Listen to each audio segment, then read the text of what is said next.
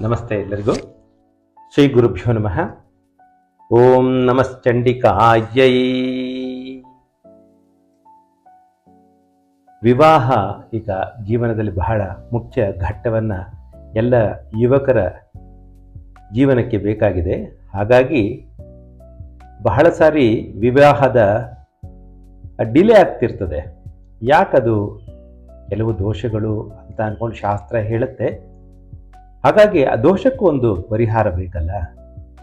ಸಪ್ತಶತಿಯಲ್ಲಿ ಆ ಒಂದು ವಿಚಾರಕ್ಕೆ ವಿವಾಹ ಪ್ರತಿಬಂಧಕ ದೋಷ ನಿವಾರಣಾರ್ಥಂ ಚ ಶೀಘ್ರಮೇವ ವಿವಾಹ ಸಿದ್ಧ್ಯರ್ಥಂ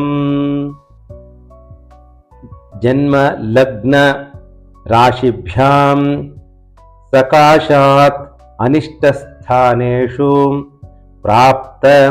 ಪ್ರಾಪ್ಯಮಾನಾನಾಂ ಪಾಪಗ್ರಹಾಣಾಂ ಅನಿಷ್ಟ ಫಲ ಪರಿಹಾರ ಪೂರ್ವಕಂ ಏಕಾದಶ ಸ್ಥಾನ ಸ್ಥಿತಿವತ್ ಶುಭ ಫಲವಾಪ್ತಯೇ ಇಹ ಜನ್ಮನಿ ಜನ್ಮಾಂತರೇಷು ಚ ವಿದ್ಯಮಾನಾನಾಂ ವಿವಾಹ ಕರ್ಮಣಿ ಪ್ರತ್ಯವಾಯ ಭೂತಾನಾಂ ನಾನಾವಿಧ ದೋಷಾಣಾಂ ನಿವಾರಣಾರ್ಥಂ ಶೀಘ್ರಮೇವ ವಿವಾಹಸಿದ್ಧ್ಯರ್ಥಂ ಶೋಭನ ಗುಣಮಂಡಿತ ವರಪ್ರಾಪ್ತ್ಯರ್ಥಂ ಶೀಘ್ರಂ ಅನಾಯಾಸೇನ ನಯ ವಿನಯ ಸಕಲ ಸಂಪನ್ನ ಸದ್ಗುಣೋದ್ಯೋಗಿ ಸಂಪತ್ ಸದ್ವರ ಪ್ರಾಪ್ತ್ಯರ್ಥಂ ಶ್ರೀ ಜಗದಂಬಾ ಪ್ರೀತ್ಯರ್ಥೇ ಯಥಾಶಕ್ತಿ ಪಾರಾಯಣಂಚ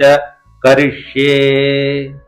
ಹೀಗೆ ಸಂಕಲ್ಪವನ್ನು ಮಾಡಿ ವರ ಪ್ರಾಪ್ತಿಗೋಸ್ಕರ ವಧು ಹೀಗೆ ಹೇಳಬೇಕು. ಪತಿಂ ಮನೋರಮಂದೇಹಿ ಮನೋವೃತ್ತಾನುಸಾರಿಣಂ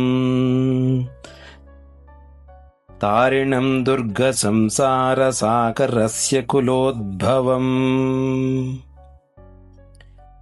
ಪತಿಂ ಮನೋರಮಂದೇಹಿ ಮನೋವೃತ್ತಾನುಸಾರಿಣಂ ತಾರಿಣಂ ದುರ್ಗ ಸಂಸಾರ ಸಾಗರಸ್ಯ ಕುಲೋದ್ಭವಂ. ಹೀಗೆ 108 ಸಾರಿ ಪ್ರತಿದಿನವೂ ಮಾಡ್ತಾ ಬಂದರೆ ಒಳ್ಳೆಯ ವರನ ಪ್ರಾಪ್ತಿಯಾಗುತ್ತದೆ ಅಂತ ಶಾಸ್ತ್ರ ಹೇಳುತ್ತೆ.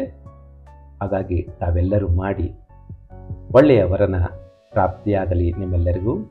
ಶ್ರೀ ಜಗದಂಬಾರ್ಪಣಮಸ್ತು.